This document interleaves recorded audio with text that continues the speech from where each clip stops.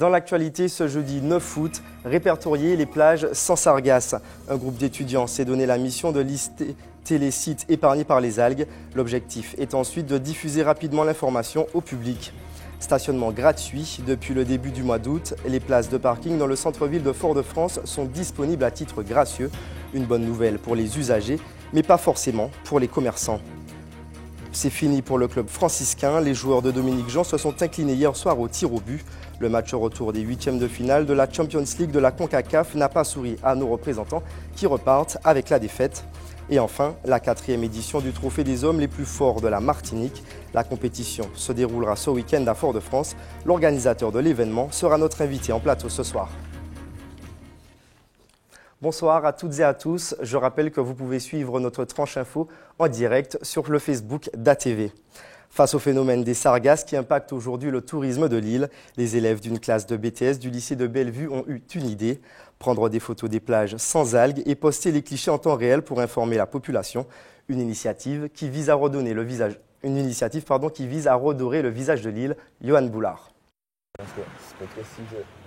En ligne de mire, la plage du Lido. Lilian tente de la photographier sous son plus bel angle. Il y a le sable, il y a l'eau et il y a le petit côté végétal sur le côté. Ce qui fait qu'avec la lumière et tout, ça aura un bon rendu sur la photo. Avec sa classe, ils ont lancé un challenge, celui du littoral magnifique. Smartphone, appareil photo, qu'importe, dans l'objectif, montrer au monde les plages de l'île exemptes de l'invasion des sargasses. Il me faut bien cadrer les photos afin d'attirer les clients à avoir un beau soleil. Vraiment leur montrer que non seulement il n'y a pas de sargasses, mais que nos plages sont belles. Une sorte d'antidote pour soigner la mauvaise image de la destination Martinique. Depuis l'arrivée de l'algue, l'information est diffusée massivement, notamment dans l'Hexagone, sans précision particulière sur les sites touchés. Vu de là-bas, c'est trop loin. Ils ne savent pas dire si c'est sargasse, quel côté de la Martinique, sous le vent, sur le vent, ils ne savent pas. Je suis venu à tâtons comme ça, sans vraiment d'a priori. Et c'est plutôt une bonne surprise, je constate. Le cadre est agréable, il n'y a pas de sargasse à l'Anscola. Pour contrer les répercussions de cette communication, il a fallu trouver une solution. Les réseaux sociaux.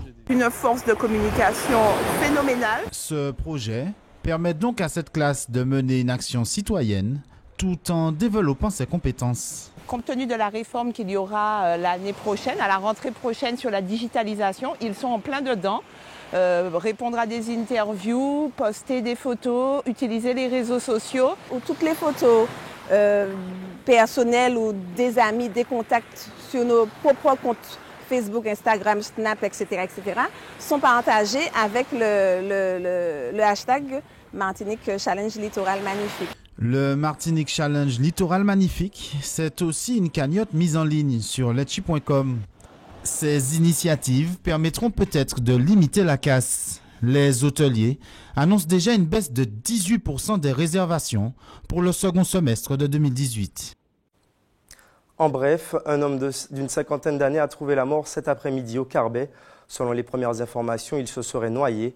Les témoins puis les secours ont tenté de le réanimer en vain. Ce matin, un dauphin s'est échoué au port de pêche de Californie, au Lamentin, à la grande surprise des riverains. Le mammifère d'environ 2,40 m a été remis ensuite en liberté. L'animal a été secouru par les agents de l'Office national des forêts et les pompiers.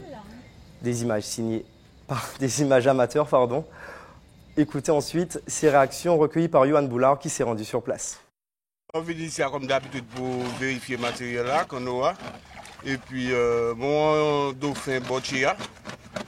Et puis moi j'étais nager là, pour moi c'était un petit peu bizarre. Un petit moment après il faisait affaire et puis il y a un autre collègue qui a crié nous comme quoi il y a un dauphin échoué. Il était en bas là, comme ça là il entré à terre là, il était essayé de marcher, mais comme il perd d'orientation, il partait pas aller dehors. De toute manière nous essayons de faire aller dehors, il pas aller dehors, ça a été qui avait entré. Alors les gars des poissons quand ils mangent nous là, alors ils étaient obligés d'appeler les frères mères enfin pour regarder si ils viennent tirer poisson là. Et en ce moment ils viennent regarder pour venir prendre misi, toute baille, toutes caractéristiques et puis bon ben c'est comme ça. Et puis les pompiers viennent et puis en embarcation. Il paraît que il y a d'autres gourmets et puis d'autres parce qu'il y a une démorsure, il y a une blessure en l'école. Il y a une belle plaie à ce côté quand même. Et puis, yo occupé dit, et puis après, yo parti et puis, yo mené, yo moqué. Mais D'après ça, monsieur a raconté nous les viré. Il nageait normalement, il partit, il plongeait et il partit vers le large. Donc il a pensé qu'il est sauvé. Quoi. L'offre peut paraître séduisante. Depuis le 1er août, le stationnement est gratuit dans les rues de la capitale. Une mesure prise chaque année maintenant par la municipalité. L'idée est d'attirer les acheteurs en cette période de vacances. Encore faut-il trouver une place, comme a pu s'en rendre compte Sandrine Claude. Se garer à Fort-de-France, l'éternel casse-tête. Gratuité oblige, nombreux sont ceux qui en profitent pour faire leurs dernières emplettes avant la rentrée. Mais encore, faut-il trouver une place. J'y tournais une vingtaine de minutes jusqu'à temps que je trouve une place pas très légale. Les moins chanceux, eux, se mettent en double file, avec toujours la bonne excuse. Non, mais comme je ne suis pas pour longtemps, alors je suis là. Mais il y a tout de même ceux qui tiennent à respecter le code de la route. Faute de place, ils n'hésitent pas à mettre la main à la poche. J'ai dû tourner pendant 1 heure de temps et quand j'ai su que je n'avais pas trouvé de place, je me suis garé sur le parking de l'Idéapresse. C'est payant. Situé en pleine rue piétonne, Salamé peut facilement estimer au quotidien la fréquentation des rues foyalaises. Et depuis le 1er du mois, il constate bien un certain regain. Comme c'est gratuit, les gens ils descendent à Fort-de-France plus que les mois de juin, juillet. Nous, les commerçants, profitent à fond. Mais tous les commerçants ne sont pas du même avis. Peut-être il faut faire un forfait peut-être moins cher ou autre chose, mais pas gratuit. Parce que quand c'est gratuit, les employés se garent, les clients, ou peut-être pas clients, ils vont venir tous se garer. Donc, à mon avis, non, c'est pas une bonne idée. On a l'impression que c'est pire. Et les gens ne sont pas trop au courant que Fort-de-France c'est gratuit en ce moment. C'est toujours mort, on a des journées terribles, on reste là. Pourtant destinée à booster l'activité des commerçants, l'initiative de la ville de Fort-de-France ne semble pas séduire, pas plus qu'elle ne porte ses fruits. En football, fin de l'aventure pour le club franciscain en Champions League de la CONCACAF. Les hommes de Dominique Jean ont été battus 1-0, éliminés au tir au but, 4-1 par Walter Ferretti. Un 8e de finale retour qui se déroulait hier soir au Costa Rica. Le commentaire de Karil Chassol sur les images de la CONCACAF. Vainqueur 1-0 au match aller, le club franciscain n'a pu conserver son avantage. Rapidement, le Deportivo Walter Ferretti se montre dangereux, mais Rosa Arsène est vigilant. Les hommes de Dominique Jean se projettent vers le but adverse à l'image de Stéphane Abol, mais il ne met pas en difficulté Denis Espinoza. Et les Nicaraguayens se montrent dangereux avec cette tête qui heurte le sommet de la barre des buts franciscains, mais à la pause, le score est nul et vierge. L'ouverture du score intervient à la 79e minute. Cette faute de main de Rosa Arsène profite à Jeffrey Chavez. Walter Ferretti mène 1-0, c'est le score final. La décision se fait au tir au but. Les Nicaraguayens se montrent plus précis. Ils s'imposent 4 tirs au but à 1. Nous avons tout de même effectué un match sérieux hier soir face à cette équipe du Walter Ferretti. Néanmoins, on a manqué quelque peu de réussite sur 2 ou 3 occasions où nous avions l'opportunité d'inscrire ce but qui serait si important. Certes, il y a quelques regrets, mais on tirera une très belle expérience de cette aventure en CONCACAF. Il est vrai que ça s'est joué sur un détail, mais à nous de continuer le travail pour tenter de revenir à ce même stade de la compétition. En attendant, les franciscains devront se reconcentrer sur les prochaines échéances, à commencer par le trophée Yvon Ludbert à la fin du mois. Toujours en sport, il faudra sortir les muscles ce week-end. La 4e édition du Trophée des hommes les plus forts de la Martinique se tiendra samedi à Fort-de-France. Avec nous, Éric Boulanger, président du comité régional haltérophilie et musculation. Vous êtes l'organisateur de la manifestation. Bonsoir. Bonsoir. L'an dernier, plus de 2000 personnes s'étaient déplacées. Comment s'explique le succès de l'événement ? Vous savez, les gens ils aiment les épreuves difficiles, les épreuves de force. Renverser des gros pneus, soulever des charges de 200 kg, tirer un camion. Donc c'est un événement et puis en plus de ça, c'est des grandes vacances. Donc vous savez, il y a un afflux de personnes qui s'intéressent à ce sport-là. À quoi peuvent s'attendre les gens pour cette édition 2018 ? Est-ce qu'il y aura des améliorations par rapport aux années précédentes ? Pas obligatoirement, peut-être de nouveaux participants, mais bon, vous savez, c'est l'épreuve de force, il y a des gens qui attendent cet événement-là parce que c'est un rendez-vous. Voilà, il n'y aura pas de nouveautés, mais il y aura toujours les mêmes épreuves de force aussi difficiles pour tous les participants.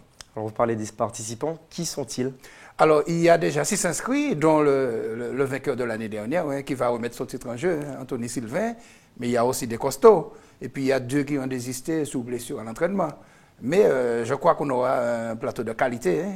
Et puis aussi, il y a les records d'haltérophilie, parce qu'il y a le petit jeune Alexis Suffren qui vient de gagner le championnat de France d'haltérophilie. Et là, il va tenter de battre son record. Et puis bien sûr, Tristan, qui est un costaud, qui va aussi battre son record, peut-être à 140 kg à l'épaule jetée. Est-ce qu'il y a une préparation particulière pour participer à une telle épreuve? Tout à fait, tout à fait. C'est des gens qui s'entraînent en salle ou bien même chez eux, mais enfin, c'est des gens qui ont une pratique de la musculation. Et puis bien sûr, l'haltérophilie, c'est nous avons des entraîneurs pour l'haltérophilie. Donc ce n'est pas n'importe qui. Ça ne veut pas dire qu'il y a des gens qui ne sont pas dans des salles, mais qui sont aussi forts aussi. Ça s'appelle la force intrinsèque. Donc voilà, mais c'est des gens qui sont réellement forts. Alors le rendez-vous est pris samedi après-midi. Combien d'épreuves vont se dérouler? Alors il y a 4 épreuves. Hein. Le teneur, c'est-à-dire tenir un poids de 20 kg le plus longtemps possible. Le souleveur, c'est soulever une charge de 200 kg autant de fois. Le pneu de 220 kg à le renverser sur une distance de 25 mètres et puis le camion de 9 tonnes à le tirer sur 15 ou 20 mètres. Ça, c'est spectaculaire. C'est très spectaculaire et c'est même plus spectaculaire parce que les Guadeloupéens et les Guyanais nous demandent de mettre en place un championnat des Antilles. Et j'annonce déjà que le 3 novembre, au Palais des Sports du Lamentin, il y aura déjà en Guadeloupe-Martinique. Ce sera une belle confrontation. Nous y reviendrons dans quelques minutes, voilà. Ne vous inquiétez pas. Alors, on parle des hommes les plus forts, mais pourrait-on voir une prochaine édition avec des femmes, par exemple? Alors, c'est toute la question parce qu'il y a des femmes qui sont très fortes aussi, mais elles se cachent. Alors, je demande aux femmes de ne pas se cacher, de venir nous dire, de mettre en place une épreuve féminine parce que, au fait, ça aussi, ce sera encore aussi attractif que pour les hommes. Alors, vous avez déjà levé le voile sur l'événement de novembre. Oui. Qu'est-il exactement? Alors, c'est à peu près la même chose. Sinon, ça sera dans une salle fermée au Palais des Sports avec une épreuve supplémentaire. Et il y a des Guadeloupéens, parce qu'en Guadeloupe, ça n'existe pas, il y a des Guadeloupéens qui veulent participer. Et à ce moment-là, nous allons mettre en place des échanges. Guadeloupe-Martinique, une année c'est en Martinique, l'autre année c'est en Guadeloupe et vice-versa, comme on fait pour le championnat des Antilles d'haltérophilie. Est-ce que vous avez déjà lancé les campagnes de recrutement? Tout à fait. Il y a déjà 5 hein, donc il ne faut pas qu'il y ait trop. Parce qu'avec trop de candidats, ce n'est pas très gérable, mais je pense qu'il y aura une dizaine, soit 5 Martinique et 5 Guadeloupe, 10 au total. Alors samedi 17h, est-ce que c'est un événement gratuit? Tout à fait, c'est un événement grand public. Hein, et d'ailleurs, j'invite la population, le public, les vacanciers à venir voir cet événement et bien sûr, encourager les sportifs. Merci Éric Boulanger d'avoir accepté notre invitation ce soir. Merci à TV. En cyclisme, la 6e étape du Tour de Guadeloupe entre les Abîmes et Vieux Habitants a été marquée par l'abandon du maillot jaune, victime d'une fracture de la clavicule.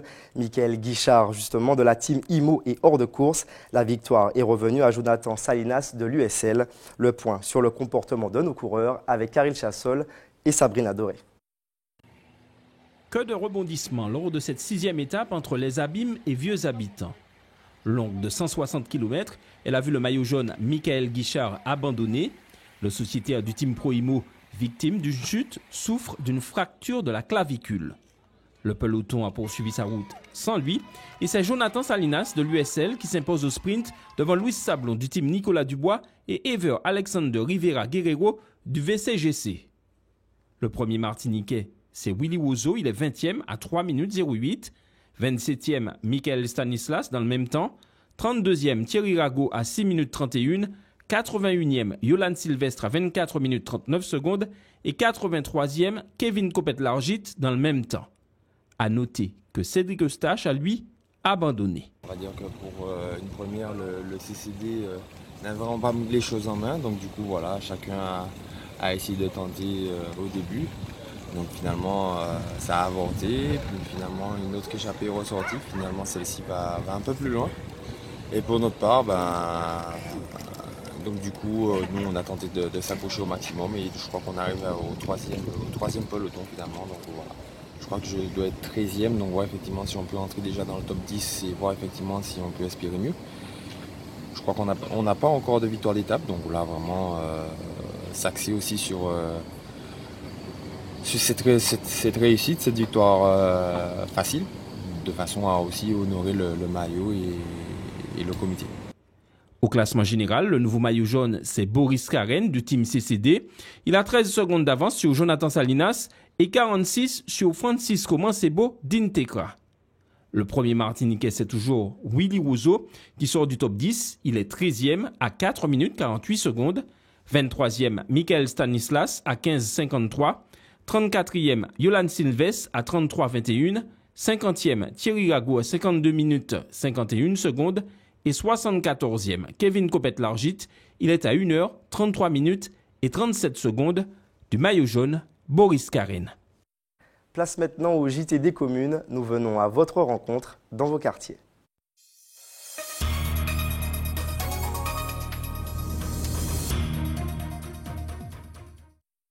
Comme chaque soir, nous revenons sur les meilleurs moments de la saison du JT des communes.